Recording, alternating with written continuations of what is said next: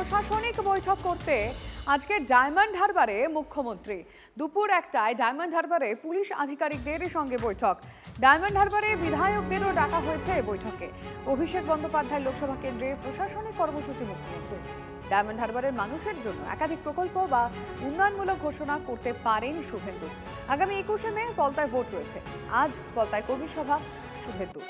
19শে মে প্রচারের শেষ দিনে ফলতায় রোড শো করতে পারেন মুখ্যমন্ত্রী শুভেন্দু। অবশ্যই নজর রয়েছে প্রশাসনিক বৈঠকের দিকে, কারণ আজকে ডায়মন্ড হারবারে মুখ্যমন্ত্রী যাবেন ঠিক দুপুর 1টায়। ডায়মন্ড হারবারে পুলিশ আধিকারিকদের সঙ্গে তার বৈঠক রয়েছে। ডায়মন্ড হারবারের বিধায়কদেরকেও কিন্তু ডাকা হয়েছে। অভিষেক বন্দ্যোপাধ্যায় লোকসভা কেন্দ্রে প্রশাসনিক কর্মসূচি করবেন মুখ্যমন্ত্রী শুভেন্দু অধিকারী। ডায়মন্ড হারবারের মানুষের জন্য একাধিক প্রকল্প বা উন্নয়নমূলক ঘোষণা করতে পারেন শুভেন্দু।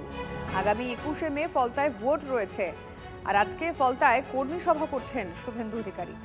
19শে মে প্রচারের শেষ দিনে, যেটা এখনো অবধি খবর, যে সম্ভাবনা রয়েছে মুখ্যমন্ত্রী শুভেন্দু অধিকারী ফলতায় রোড শো করতে পারেন। করবেন না মুখ্যমন্ত্রী, পুলিশ মন্ত্রী, তিনি পুলিশের সাথে বৈঠক করবেন না তো কি তিনি সমাজ বিরোধীদের সাথে বৈঠক করবেন নাকি মমতা ব্যানার্জি? প্রশাসনিক সভা মানে প্রতিহিংসা চরিতার্থ করার জায়গা, এটা বোধহয় গত 15 বছরে প্রতিষ্ঠিত হয়েছে। প্রশাসনিক দায়িত্বে তিনিও আছেন, তারও ওখানে হয়তো আমন্ত্রণ থাকবে, তারও দায়িত্ব ওখানে গিয়ে কথা বলা।